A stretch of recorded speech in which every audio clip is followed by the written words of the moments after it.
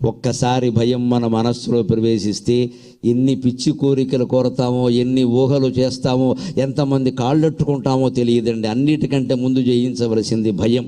భయాన్ని జయించాలి మనం.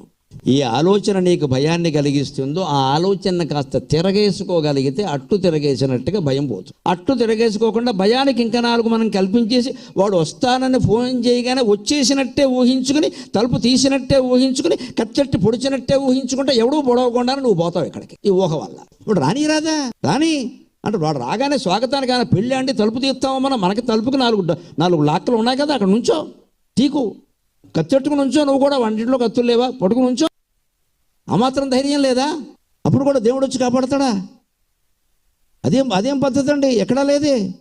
భగవద్గీత మొత్తం 18 అధ్యాయాలు 700 శ్లోకాలు ధర్మం కోసం యుద్ధం చేయడానికి చెప్పాడమ్మా, నోరు మూసుకుని కూర్చోవడానికి కాదు. దయచేసి గమనించండి.